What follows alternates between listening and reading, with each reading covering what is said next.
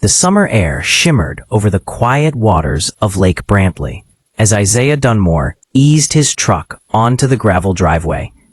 For him, this trip was supposed to be the calm after years of hustle, a return to a rhythm where mornings began with birdsong instead of traffic, and evenings ended with the soft lap of water against the shore. His family's old cabin had always been a sanctuary, a place where memories of fishing trips and lazy cookouts lived in the walls. After inheriting it from his father, Isaiah poured his savings into restoring the cabin, determined to keep it alive for his children and grandchildren. He stepped out, stretching his tall frame, and inhaled deeply. The scent of pine, lake water, and warm earth filled his lungs. Peace. At last, it was his. He unpacked boxes methodically, arranging them in the cabin with practiced ease. He could already picture his nieces and nephews diving off the dock, the laughter of family barbecues, the stories shared on the porch late at night. But as the evening sun dipped low, casting golden light across the lake, Isaiah's vision of peace cracked. The sound of heels striking the gravel broke the quiet. He turned to see a woman approaching from the neighboring property. She was in her late 50s, sharply dressed despite the heat, her posture stiff as though she was permanently on parade. Tucked beneath her arm was a leather-bound folder, and her lips carried the kind of tight smile that never reached her eyes. "You must be the new occupant," she said, though her tone suggested accusation more than welcome. Isaiah offered a polite nod. "Yes, ma'am. Isaiah Dunmore, just settling in." "Constance Fairchild," she declared, straightening as if announcing royalty, president of the Lake Brantley Homeowners Association. "We need to discuss a few things immediately." Her words landed like a stone in the water, sudden, jarring ripples in Isaiah's peaceful day. Constance gestured toward the dock. "That platform there? That's community property. You'll need HOA approval before making any alterations, and there are strict limits on guest use." Isaiah frowned slightly. "With respect, ma'am, that dock has been on this property for decades. It's in the deed. Belongs to my family." Her eyes narrowed, sharp as glass. "The lake and everything attached to it falls under HOA jurisdiction. It's been that way for years. Surely you received the regulations packet." Isaiah shook his head. "What I received was a deed, signed and sealed. This is private property. My father fished from that dock long before there was an association." For a moment, silence stretched between them, heavy as the humid air. Constance's lips curled into something halfway between a smile and a sneer. "We'll see about that," she said finally. "I'll send formal notice tomorrow. Best you comply early to avoid complications." And with that, she turned on her heel and strode back up the path, her heels clicking like hammers on stone. Isaiah stood still, jaw clenched, watching her retreat. He had dealt with difficult people before, at work, in city offices, even in traffic, but there was something unsettling about this woman's confidence. As if she'd already decided she owned not just her home, but his too. That night, Isaiah sat on the porch with a cup of coffee, staring out at the moonlit water. He thought of his father, who had raised him to value fairness, respect, and the quiet strength of standing his ground. "Don't let anyone take what's yours just because they shout louder," his father once told him. He glanced toward the neighboring house, where lights burned long into the night. He didn't know it yet, but this was only the beginning of a storm that would test his patience, his resolve, and his very sense of belonging. The following morning confirmed his suspicion. A letter lay tucked under his door, stamped with the HOA seal. Its words were clipped and cold. "Unauthorized use of community property has been observed. Immediate compliance is required to avoid fines and legal action. Isaiah folded the letter neatly and set it on the table without a word. Outside, the dock caught the morning sun, the water glittering around it. He tightened his jaw. "Not today," he muttered, grabbing his toolbox. If Constance wanted a fight, she had chosen the wrong man. Isaiah spent the day reinforcing the dock, checking planks, tightening bolts, and painting the posts. Each stroke of the brush felt like an act of defiance. Each swing of the hammer a declaration that this land, this lake, this piece was his to protect. By late afternoon, Constance returned, clipboard in hand this time, her mouth already pursed for battle. "You can't just ignore official notices," she snapped, pointing toward the dock. Isaiah straightened, paintbrush still in hand. His voice was calm but firm. "I'm not ignoring anything. I'm honoring my deed. That dock belongs here, and so do I." For a moment, something flickered across her face. Anger, disbelief, perhaps even fear. But it hardened quickly into her usual mask of control. "Very well," she said sharply. "You'll regret this." And once again she left, her heels echoing against the stones like warning drums. Isaiah watched her go, the setting sun burning behind her silhouette. His instincts told him this wasn't just about a dock. It was about power, and Constance Fairchild wasn't used to losing it. That night, as shadows stretched across Lake Brantley and frogs croaked in the reeds, Isaiah whispered to himself, "If it's a war she wants, she'll get one. But it won't be me who starts it. It'll be me who ends it." He didn't realize then how far Constance was willing to go, or how the neighborhood itself would soon become a stage for their battle. But the first shots had been fired, and the quiet peace of Lake Brantley was gone. The next few days brought an uneasy calm. Isaiah tried to focus on small things, fixing a squeaky porch step, painting shutters, planting flowers his late mother once loved. Yet no matter how much he busied himself, the echo of Constance's sharp words lingered. Every time he glanced at the dock, he half expected to see her heels clicking down the path again. And he wasn't wrong to think so. On the fourth morning, as he set down a fresh cup of coffee on the porch railing, he noticed a commotion by the lake. Constance was there already, standing with two other homeowners. One man held a camera, recording as she gestured toward Isaiah's dock like a prosecutor presenting evidence in court. Isaiah sighed, set down his mug, and walked down the path. "Morning," he said, voice level. Constance didn't return the greeting. Instead, she jabbed her clipboard toward the dock. "This," she said loudly, ensuring her companions heard every word, "is a violation of HOA guidelines. Mr. Dunmore refuses to comply, and as president, it is my duty to protect the integrity of this community." Isaiah folded his arms. "Your guidelines don't erase a deed. You're overstepping, Constance." The man with the camera zoomed in closer, capturing Isaiah's calm stance against Constance's theatrical outrage. The woman beside her shook her head, whispering something that made Constance's lips press into a thin line. "Refusal to comply will result in escalating penalties," she snapped. "Fines, legal notices, even a lien against your property if necessary." Isaiah didn't flinch. Instead, he spoke low, steady, his father's wisdom echoing through his tone. "Threats don't scare me. Truth does. And the truth is, this dock belongs here. That deed is older than your association." For a moment, silence hung in the air. The man behind the camera lowered it slightly, as though doubting the story he'd been sold. The woman shifted uncomfortably. Constance, realizing she was losing her audience, straightened. "You'll regret embarrassing me publicly," she hissed under her breath before striding away. Isaiah didn't answer.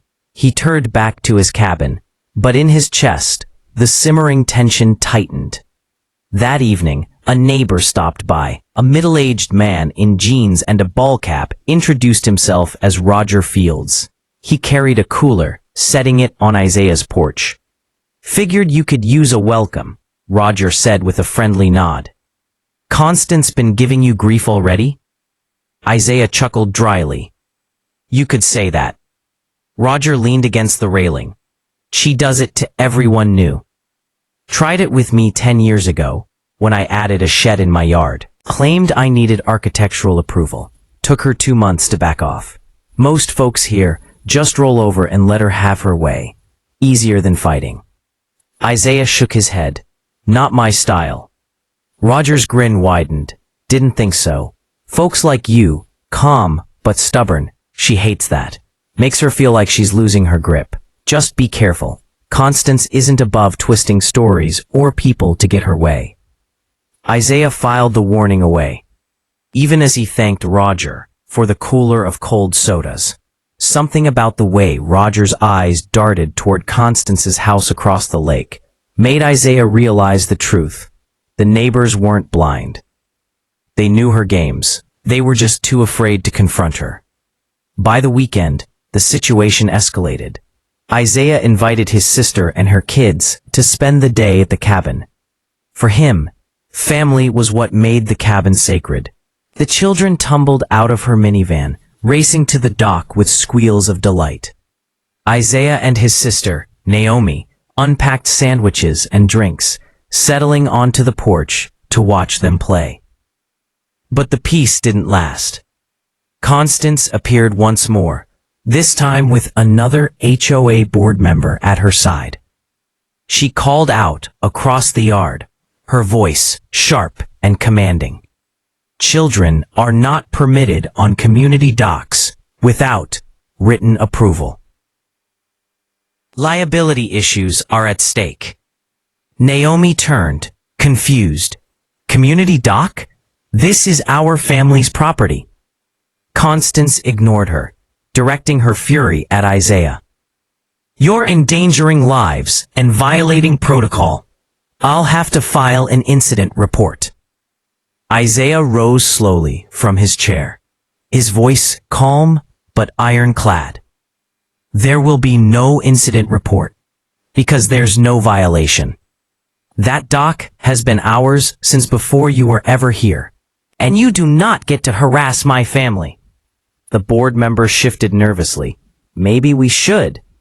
Constance silenced him with a glare, but her face reddened as neighbors peeked from porches, drawn by the raised voices.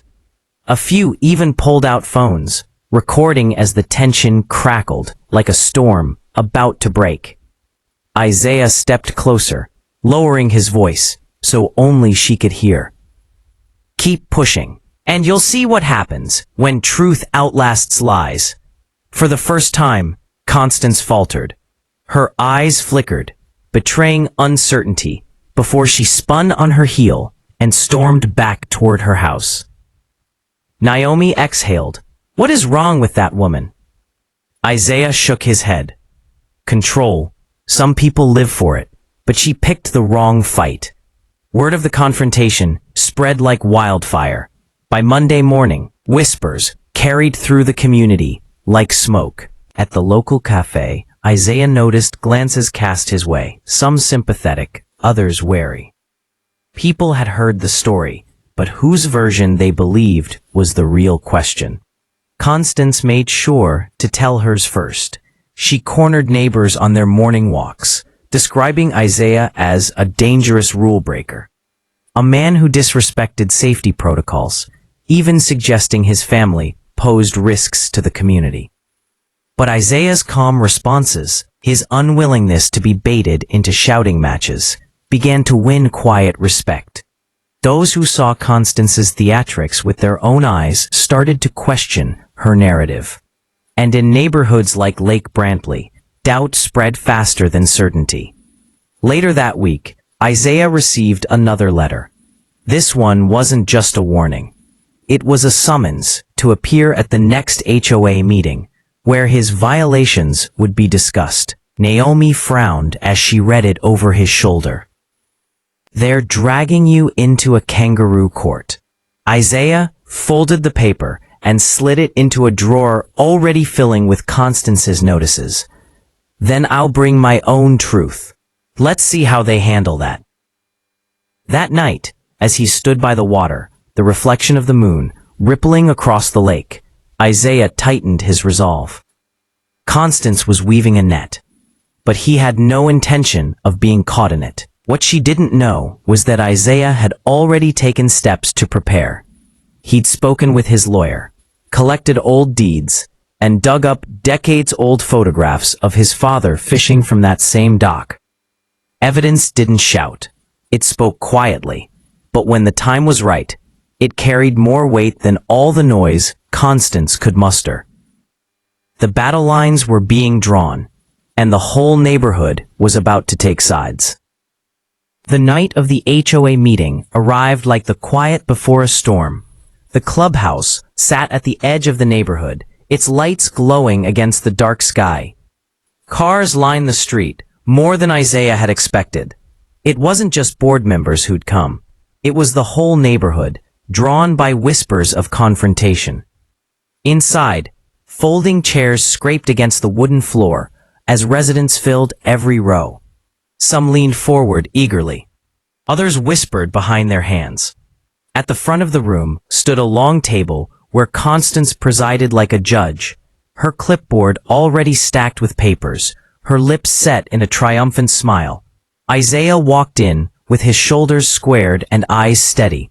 He carried a leather folder under one arm, the deed, photos, and records he had carefully gathered. Naomi was beside him, calm but protective, her presence a reminder that he wasn't alone. A few neighbors nodded as he passed, their subtle gestures speaking louder than words. Constance wasted no time. She stood, tapping the microphone until the murmurs subsided. "Good evening, residents," she said, her voice carrying that familiar air of authority. "Tonight, we must address a serious violation. Mr. Isaiah Dunmore has installed and used a dock on property governed by the association without proper approval. Despite repeated notices, he refuses to comply." Her words hung in the air, like a verdict before the trial. She turned sharply toward Isaiah. "Mr. Dunmore, do you have anything to say before the board renders a decision?" Isaiah didn't rush. He placed his folder on the table, unfastened it slowly, and pulled out the deed. With deliberate calm, he lifted it so everyone could see. "This isn't hearsay. This isn't a matter of opinion. This document," he unfolded the yellowed paper, "was signed in 1972. It clearly shows that the dock and 30 feet of shoreline are part of my family's property. My father built this dock. My family maintained it, and I inherited it legally. This is not association land." A ripple spread through the crowd. Some leaned forward, whispering. Others glanced at Constance, whose face tightened. Isaiah laid the paper flat, then added photographs. Black and white images of his father casting a fishing line off the dock. A faded snapshot of his mother with Naomi, sitting on the same planks, decades ago. "These aren't just papers," Isaiah continued, his voice steady but firm. "They're memories. Proof that long before this HOA existed, this dock was ours. You cannot rewrite history just because it's inconvenient." For a moment, silence blanketed the room. Then, Constance forced a laugh, brittle and sharp. "Pictures, memories, with respect? Those don't override community standards. Rules exist to preserve order. If everyone clung to old documents, we'd have chaos. What matters is current policy, and our policy is clear. No private structures on shared waterfronts." The board members shifted uneasily. One cleared his throat, clearly uncertain. The crowd murmured louder, doubt threading through their ranks. Isaiah leaned closer to the microphone. "Order doesn't come from fear or false authority. It comes from truth. And the truth is, you've been misleading this community for years. You've told people the lake is shared when you knew it wasn't. You threatened, bullied, and intimidated neighbors into silence. But the facts don't lie, and neither do the people who have lived here long enough to remember. From the back of the room, Roger Fields stood. "He's right," he called. "I've been here 15 years, and Constance has twisted rules whenever it suits her. She told me I couldn't build a shed. Turns out, she just didn't like the color." A wave of voices followed, some hesitant, some bold.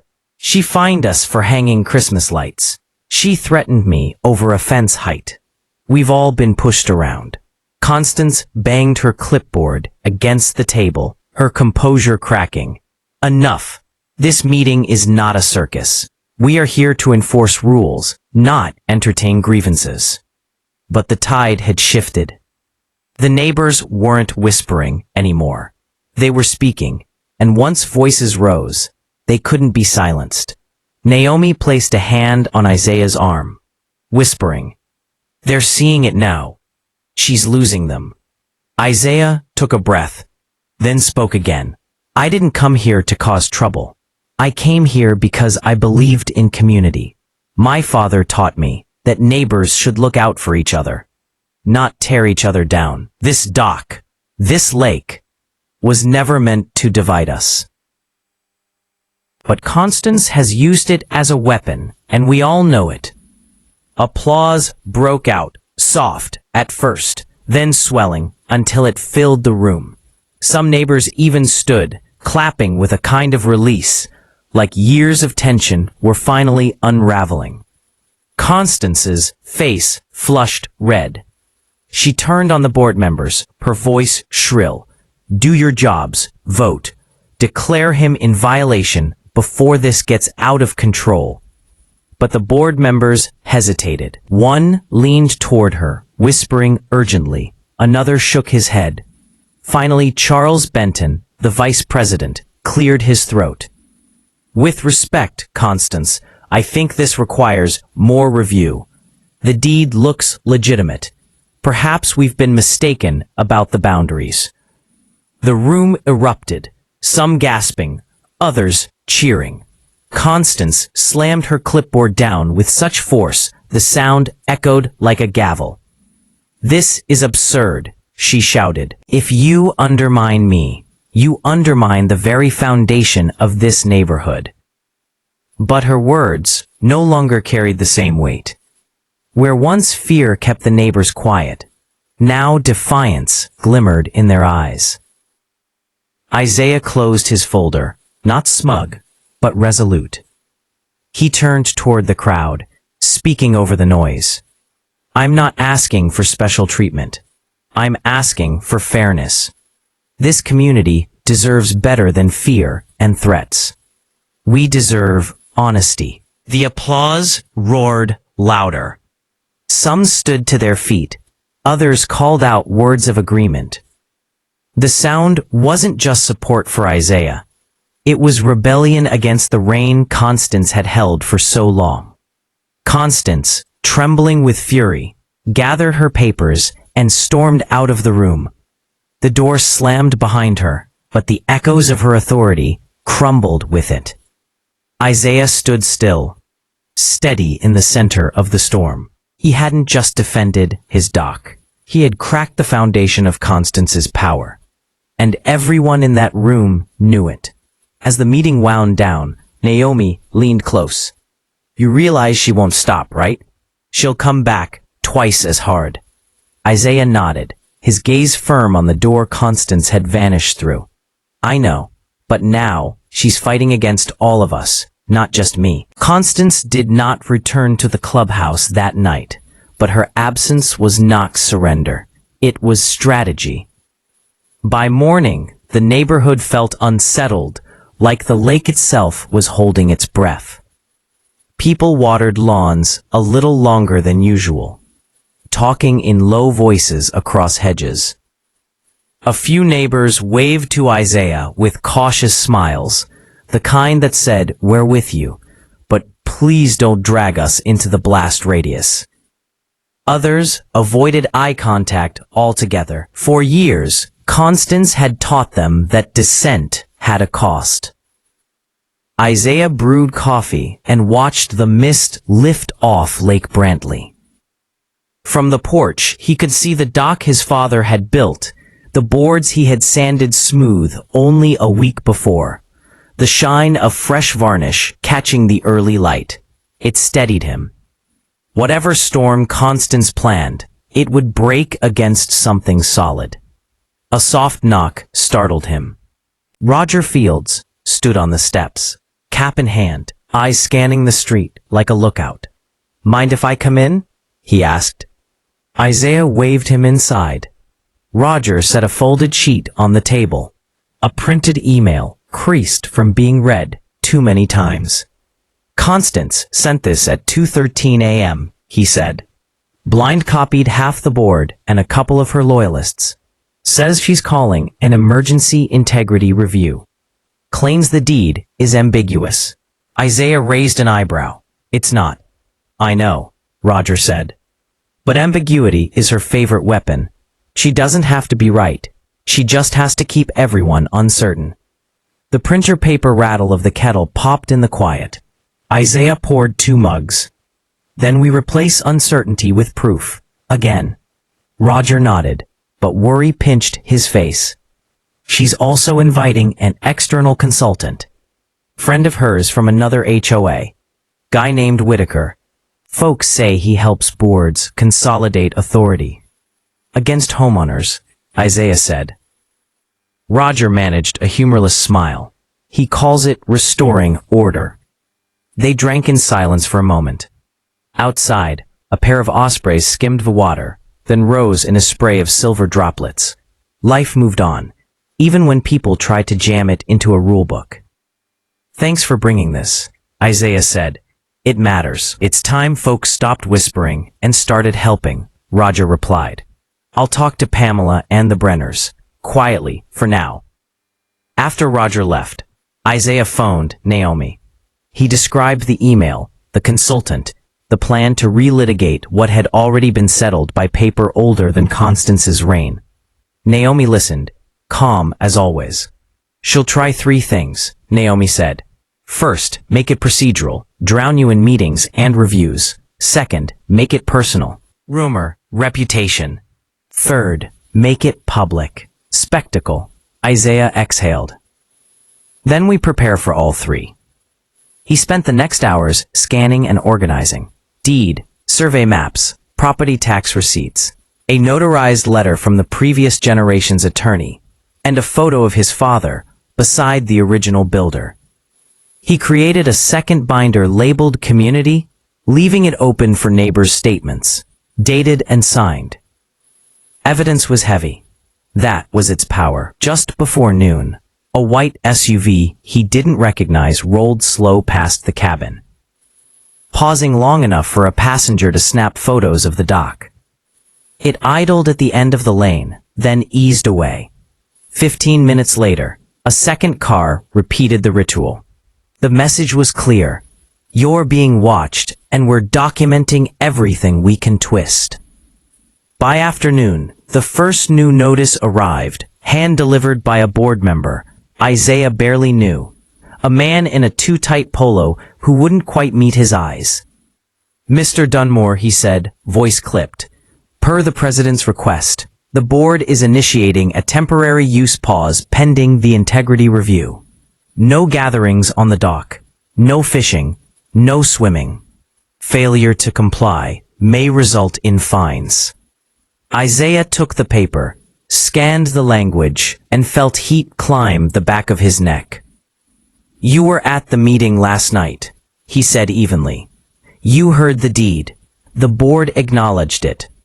The man's jaw flexed. "I just deliver the notices." "You deliver fear," Isaiah replied quietly. "Tell Constance the pause is denied. On private property, your pause is just paper." For a heartbeat, the man looked like he might apologize. Then he turned away, relief flooding his shoulders as he escaped down the path. That evening, Naomi arrived with a stack of clear sleeves and a box of binder tabs, as if preparing a case was the family's version of a potluck. "You're smiling," Isaiah said. "I saw Pamela," Naomi answered. "She's gathering signatures from neighbors who've been bullied by Constance. Says if the board wants an integrity review, the street will give them one." They worked until the sky went violet and the lake breathed out the day's heat. While they filed, a message pinged on Isaiah's phone. "Unknown number, anonymous text. Nice doc. Shame if it turned out to be unsafe in front of the news cameras." Naomi read over his shoulder. "Spectacle," she said. "Third move." "Let her try," Isaiah replied, but the words tasted of metal. The external consultant arrived at sunrise. Whitaker was tall and pale, his smile thin enough to slice paper. He toured the shore with Constance and 2 board members, pointing with a capped pen, murmuring phrases like optics and enforceable posture and precedent creation. When his gaze slid toward Isaiah's cabin, it held a polished indifference that said, "People are variables. Outcomes are trophies." By mid-morning, Constance posted a notice to the community board. "Emergency session, public safety and order." Below it, in smaller type, "Press invited." Naomi tapped the line with one finger. "Public." "Spectacle," Isaiah echoed. He spent the next hours knocking on doors. Some opened warmly. The Brenners, who had been fined for a swing set exceeding visual harmonics. Pamela, who had paid $75 for hanging paper snowflakes out of season. Mr. Delgado, cited for improper brick tone on a garden border he'd installed with his late wife. Each story went into the community binder, clean, dated, respectful. Not a mob's ammunition, a community's memory. When he reached the end of the lane, he found Randy, barrel-chested, forearms dusted with sawdust, repairing a gate. "You came to ask if I'll speak," Randy said, half-smile bending his beard. "I will." "You sure?" Isaiah asked. "She's kept folks scared for a reason." Randy wiped his hands. "The reason only works until someone proves it's a bluff." As the sun tilted west, cars began to line the street. The clubhouse doors stood propped open. A local news van idled near the curb, mast half raised. Constance moved from knot to knot of neighbors, palms up, voice pitched to carry. Safety, order, harmony, the children. Whitaker hovered 2 steps behind, like a shadow with credentials. Inside, the room pulsed with heat and tension. Isaiah took a seat near the center aisle, Naomi beside him, Pamela and Roger across the row. The air smelled of coffee and paper and anticipation. Constance struck the microphone.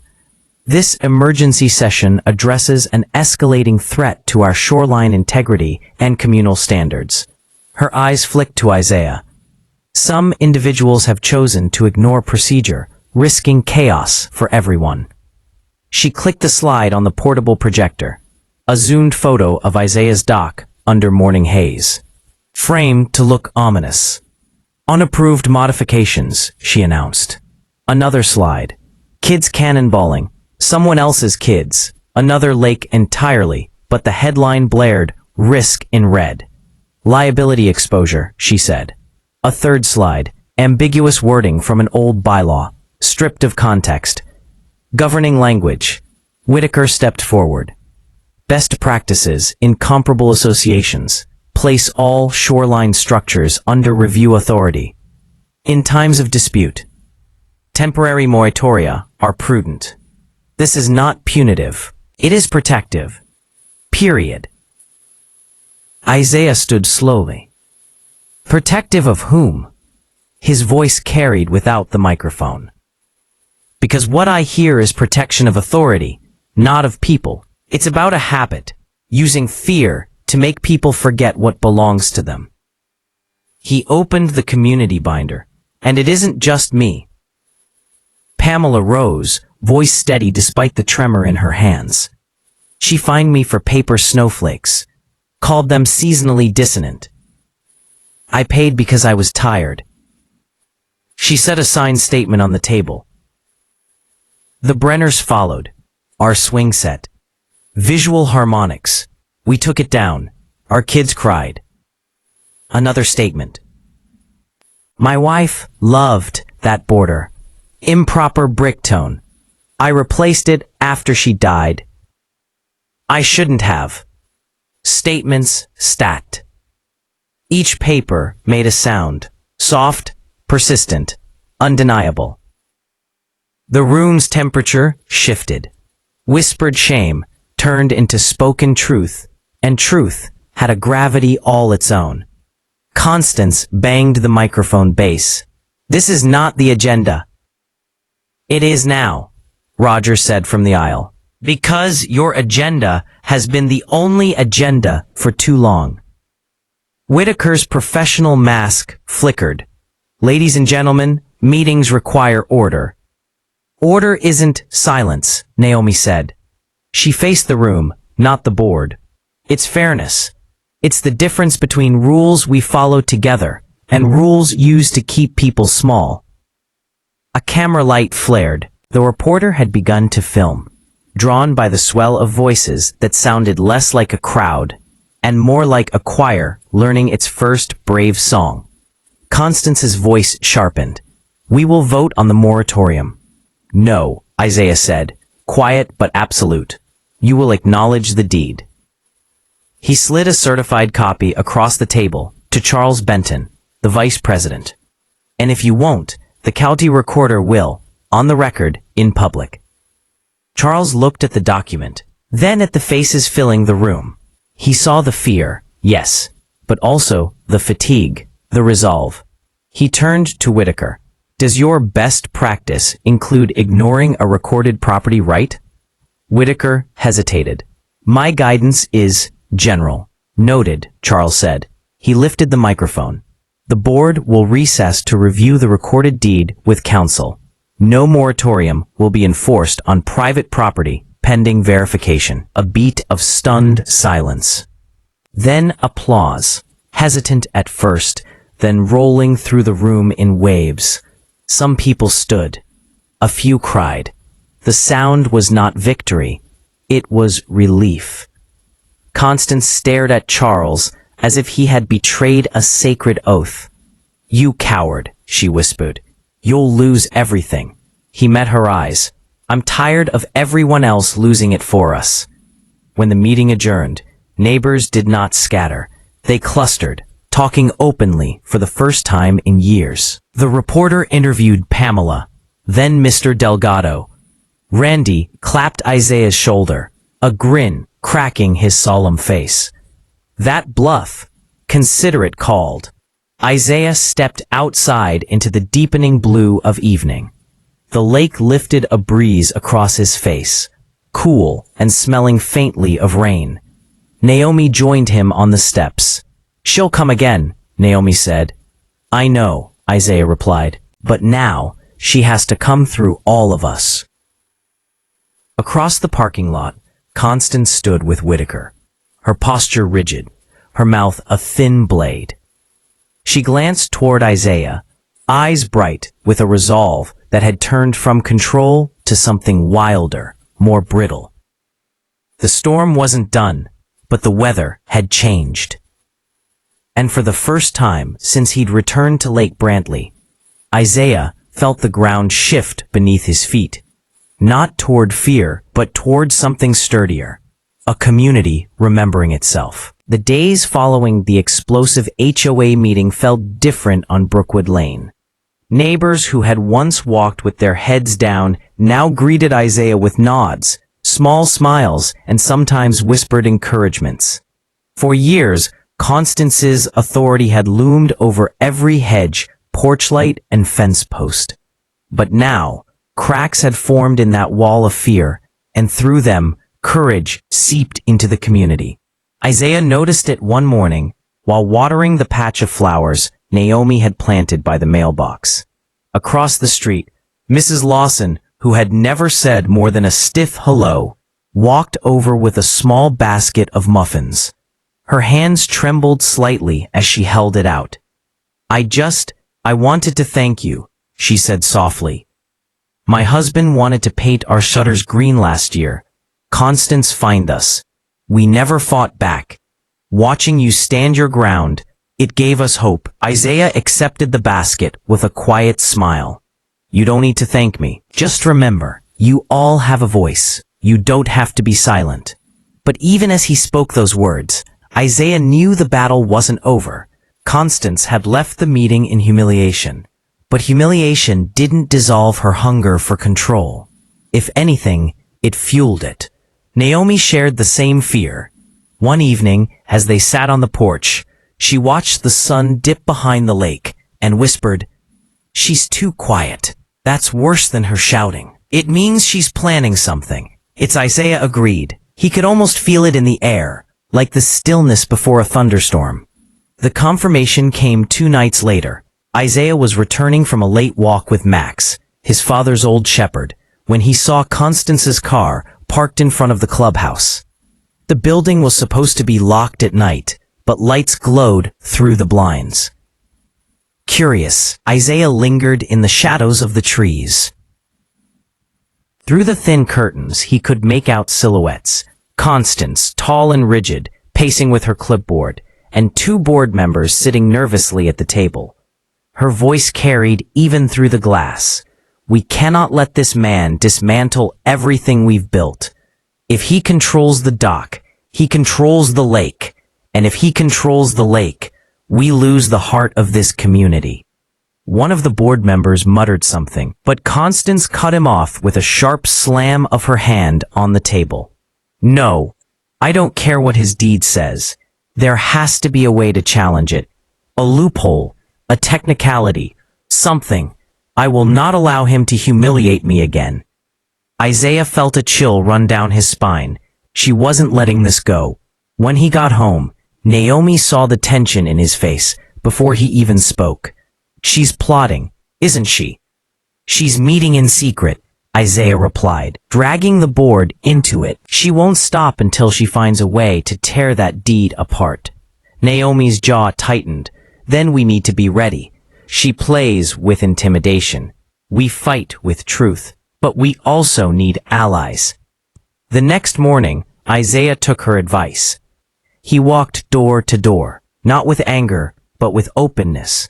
He showed neighbors copies of the deed, explained what he had heard at the clubhouse, and reminded them that this wasn't just about him.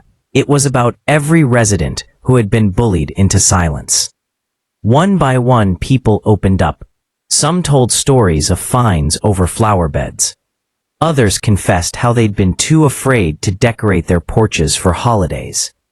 By midday, Isaiah had a small but growing group of supporters, ordinary people who were tired of living under constant scrutiny. That night, as he sat at the kitchen table, Naomi placed her hand on his. You're not just fighting for the dock anymore. You're fighting for everyone here. That's why she's afraid. Because she knows the moment people realize they have power, hers is gone. Isaiah looked out the window, where the moonlight shimmered across the lake. He thought of his father, who had stood firm in battlefields far harsher than a neighborhood squabble. Then we don't give her fear. We give her truth. And we give the neighbors courage. But Constance wasn't idle. She was already drafting letters, calling lawyers, and plotting her next move. And though Isaiah couldn't see it yet, her plan would push the entire neighborhood into a confrontation far more volatile than anyone imagined. The storm Naomi had feared was coming, and this time, it wouldn't just be about property lines. It would be about the soul of Brookwood Lane. Constance Rowland did not sleep easily after the HOA meeting. Humiliation burned in her chest like a brand, and every time she closed her eyes, she saw Isaiah's calm defiance replaying in her mind. The applause that had filled the hall echoed like a jeer. It wasn't just about a dock anymore. It was about control, and she refused to lose control. The following morning, she sat at her dining table, surrounded by papers. Legal pads filled with scribbled notes. Copies of the HOA handbook, even a county zoning map she had dug up from the courthouse archives. Her coffee had gone cold, untouched as her pen scratched furiously across the page. "There has to be a way," she muttered. "There always is." Her phone buzzed with a text from Charles Benton, the HOA vice president. "We need to talk. Too much unrest after the meeting." Constance smirked. Unrest was exactly what she intended. By noon, she had gathered the board members in the clubhouse for an emergency strategy session. The blinds were drawn tight, the room heavy with the scent of stale coffee. She stood at the front, like a general before her troops, her voice sharp and unyielding. "If we allow this man to wave around his deed and undermine our authority, we might as well dissolve the association entirely. Do you want that?" The board members shifted uneasily, but no one spoke. Constance pressed harder. "He is one man. We are the board. We make the rules. And rules are what keep this neighborhood valuable." One finally ventured, "But what if he's right? What if the deed—" Constance slammed her clipboard onto the table, silencing him. "Facts don't matter if perception is on our side. We control the narrative. If we convince the neighborhood that Isaiah is dangerous, reckless, unwilling to cooperate, they'll turn on him." It was a tactic she had used before, and it had worked. She would not hesitate to use it again. "She's plotting," Naomi said. Isaiah laid out copies of the deed, the photos of his family by the water, and even the statement from the courthouse clerk who had confirmed his ownership. "I want you to see this for yourselves," he said. "Not rumors, not half-truths. This is the reality. The dock is mine legally, but this fight isn't just about me. It's about how we've all been treated." The group nodded, murmurs of agreement spreading. Mrs. Lawson spoke up, her voice stronger than before. "She fined us for putting potted plants on our porch, said it violated aesthetic standards. But it wasn't about rules, it was about control." Roger Fields added, "She turned neighbors against each other. People were afraid to even host barbecues." As the stories poured out, Isaiah realized something vital. This wasn't just resistance. It was the beginning of solidarity. People who had lived in isolation under Constance's authority were finally finding their voices. Naomi whispered to him later, "She's losing her grip, Isaiah. She knows it. That's why she'll strike harder." Isaiah nodded. "Then we'll be ready." Constance struck sooner than expected. 2 days later, glossy flyers appeared in every mailbox on Brookwood Lane. At the top was a bold headline, "Is your neighbor putting you at risk?" Beneath it, a photo of Isaiah's dock, cropped to look shabby and unsafe, accompanied by bullet points. "Unauthorized private structure. Potential safety hazard for children. Legal liability for the neighborhood." At the bottom, in sharp letters, "The HOA protects you. Don't let outsiders destroy our community standards." Isaiah stood at his mailbox reading the flyer, anger simmering in his chest. Naomi crumpled hers in her fist. "She's painting you as a threat." Isaiah exhaled slowly. "She's desperate. That's when people make mistakes." That evening, instead of retaliating with anger, he gathered his supporters again. This time, he suggested recording their experiences. Short videos of neighbors speaking about how Constance had bullied them. "If she wants to control the narrative," Isaiah said, "we'll give the community the truth in her own words, through her own actions." Roger grinned. "You mean turn her tactics against her?" Isaiah nodded. "Exactly." Days later, clips began circulating through group chats and social media. In one, Mrs. Lawson described being fined for holiday lights. In another, Roger recounted being threatened over his shed. Faces of ordinary residents filled the screen, their voices steady but angry. And then came Isaiah, calm and unwavering, holding the deed for everyone to see. "This is not rebellion. This is truth. This dock belongs to me, legally. But more than that, this community belongs to all of us. Not to fear, not to intimidation, to us. The response was overwhelming. Neighbors began stopping Isaiah on the street, thanking him. A few even offered to help repair his dock as a sign of solidarity. But Constance wasn't finished. She called an emergency HOA meeting, this one framed as a safety review.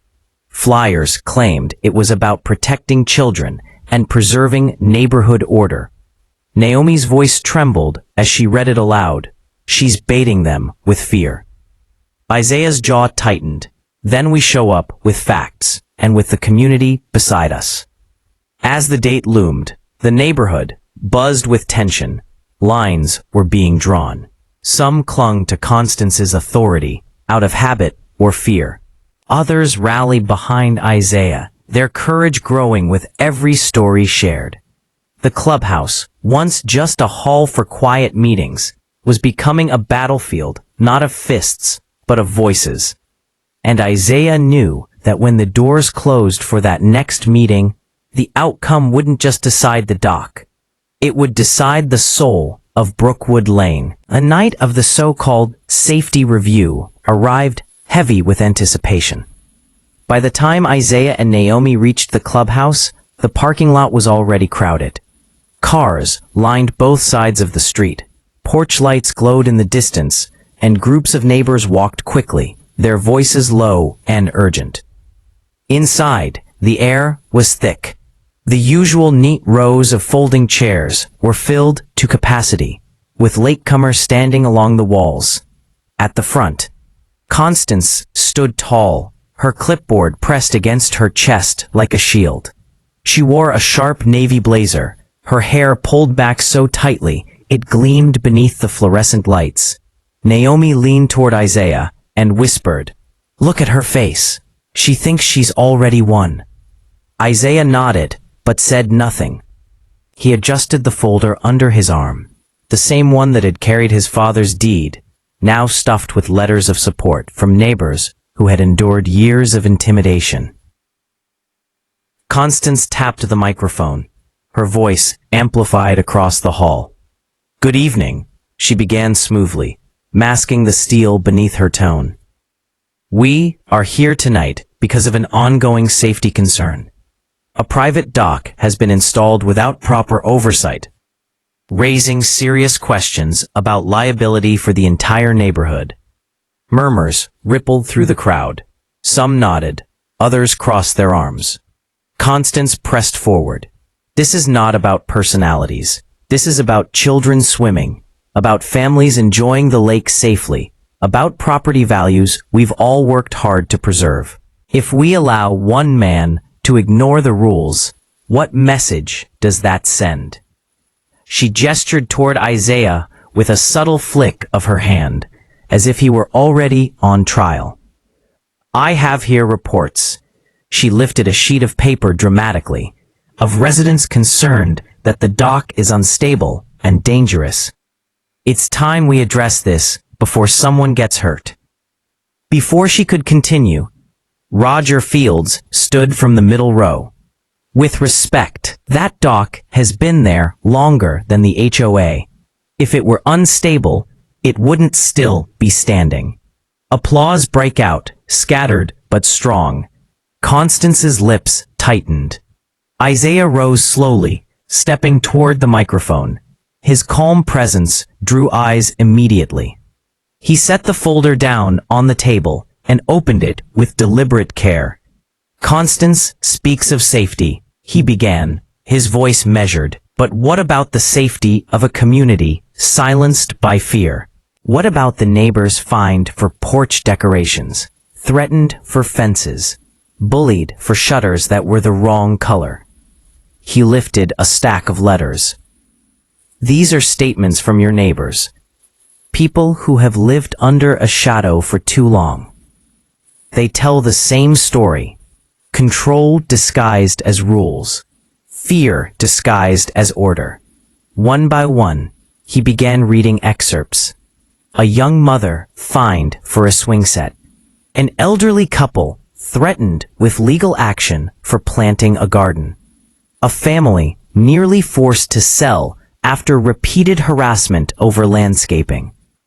The room stirred. People shifted, eyes widening, whispers breaking out louder than before. Constance slammed her clipboard down. This is irrelevant. We are here to discuss the dock. Isaiah met her glare steadily. No, we are here to discuss the truth. The dock is only the beginning. This is about how power has been abused in this neighborhood. And it stops tonight. The applause came again, louder this time, spreading until it filled the hall. Constance's composure cracked. She raised her voice, shrill with fury. If you let this man continue, you invite chaos. Do you want children drowning? Do you want lawsuits draining our community funds? He is not protecting you. He is endangering you. But her words no longer carried the same weight. Too many faces in the crowd were hardened. Skeptical. Too many voices whispered their own memories of her threats. Naomi stood then, her voice clear and strong. My father built that dock. My husband has protected it, just like he protects this neighborhood. He has proof of ownership. He has proof of history. What does Constance have? Fear. That's all. The room erupted into clapping. Even those who had once hesitated found themselves swept up in the tide of voices. Charles Benton, the vice president, finally stood. His voice trembled, but carried weight. We have heard enough. This board can no longer ignore the evidence. The dock belongs to Isaiah Dunmore. The association has no claim. And as for these repeated abuses of authority, he hesitated, but then squared his shoulders. We will be calling for a formal review of President Rowland's conduct. Gasps filled the room. Constance's face turned crimson. She spun toward Charles, hissing, "You coward." But the words were drowned out by the swell of cheers. Neighbors rose to their feet, clapping, some even chanting Isaiah's name. Isaiah didn't raise his hands, didn't bask in the moment. He simply stood still, shoulders straight, eyes calm, letting the storm of voices wash over him. He wasn't fighting for applause. He was fighting for the soul of the street. Constance, trembling with rage, snatched her clipboard and stormed out. The door slammed so hard it rattled the windows. But her departure was met not with silence, but with more cheers, as if the neighborhood had finally exhaled after years of holding its breath. When the crowd settled, Isaiah spoke once more. This isn't about winning or losing. It's about living as neighbors, not prisoners of fear. Tonight, we took a step toward that. Naomi squeezed his hand, pride shining in her eyes. But even as the neighbors celebrated, Isaiah knew deep inside that this wasn't the end. Constance had left defeated, yes, but a woman like her didn't vanish quietly. She would return, sharper, more desperate, and far more dangerous than before. For now, though, the street belonged to the people again, and for the first time in years, Brookwood Lane felt like a community rather than a kingdom ruled by fear. For 2 days, Brookwood Lane felt almost unrecognizable. Children played in the cul-de-sac without parents glancing nervously at their porches. Neighbors gathered in small groups, trading relieved laughter. And for the first time in years, the community board's bulletin outside the clubhouse stood bare, without one of Constance Rowland's warnings pinned to it. Isaiah and Naomi sat on their porch swing one evening, watching the street with cautious smiles. Naomi leaned her head against his shoulder. "It feels lighter, doesn't it?" she whispered. Isaiah nodded. "For now. But don't mistake silence for surrender. She's regrouping." Naomi didn't argue. She knew her husband's instincts were rarely wrong. Constance, meanwhile, had withdrawn into her house like a general licking her wounds. Her blinds were drawn tight. Her car rarely left the driveway. And her once daily patrols vanished. To the neighbors, it seemed like she had been beaten. But inside, Constance was sharpening her claws. Stacks of papers covered her dining table. Zoning codes, tax assessments, obscure county ordinances. She worked late into the night, calling contacts, leaving messages for anyone who might help her challenge Isaiah. Each failure only made her more determined. At one point, she caught her reflection in the window, eyes red with fatigue, mouth twisted in determination. "They think they've beaten me," she whispered. "They have no idea what I'm capable of." On the third evening, Isaiah got his first sign. He was walking Max by the lake when Roger Fields jogged up, phone in hand. "You need to see this," Roger said, breathless. He held out the screen. It was a post from the neighborhood social page, a blurry photo of Isaiah's dock with the caption, "Is this really safe? What if someone gets hurt? Should one man endanger the whole community?" Within minutes, replies had piled up. Some defended Isaiah, but others echoed Constance's words, fearful and doubtful. "She's planting seeds again," Isaiah muttered. Roger grimaced. "She won't quit. She's just gone digital now." That night, Isaiah gathered Naomi and a few close allies in his living room. The air was tense, but determined. "She wants to drag this into fear again," Isaiah said. "We don't play her game. We stay steady, we stay truthful, and we show people she's manipulating them." Naomi added, "Then we need visibility, not just whispers. We need the whole street to see who really protects this community." They began drafting their plan, not for battle in the clubhouse, but for the court of public opinion. Flyers of their own, videos that told the truth, open invitations to the dock for families to fish and relax. "If she wants to spread fear," Isaiah said firmly, "we'll spread courage." Late that night, Constance watched from behind her blinds as neighbors lingered on porches, talking animatedly. She saw Isaiah laughing with Roger at the mailbox. Her fists tightened around the edge of her clipboard. "You think you've turned them against me," she whispered. "But all it takes is one spark, one mistake, and they'll come running back to me." Her eyes burned with fury as she scribbled notes in the margins of her handbook. This wasn't over, not by a long shot. And in the quiet of her house, the war for Brookwood Lane was already beginning again. The following weekend dawned bright, the kind of morning where the lake shimmered like glass and the air carried the scent of fresh-cut grass. But beneath the calm, Brookwood Lane buzzed with unease. Isaiah noticed it when he stepped onto his porch with his coffee. Neighbors waved, but their smiles faltered. A few avoided eye contact altogether.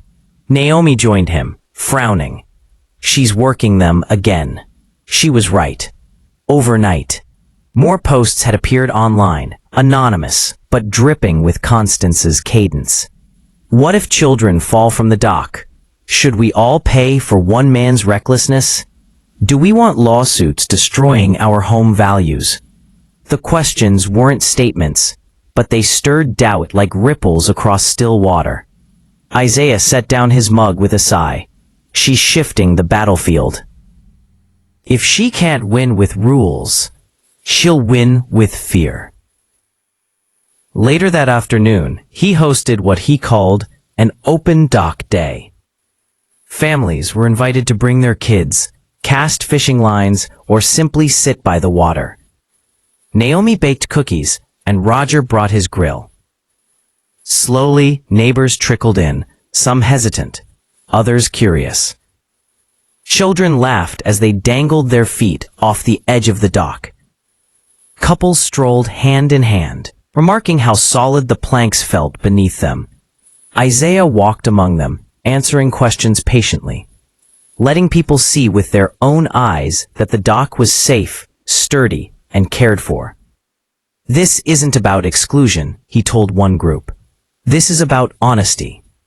You've been told this lake is everyone's by right, but the truth is, it's always been private property. That doesn't mean you can't enjoy it. It means the choice should come from trust, not coercion. For a few hours, Brookwood Lane felt like the community it should have been all along. But Constance wasn't idle. From the window of her car, parked a block away, she watched the gathering through binoculars.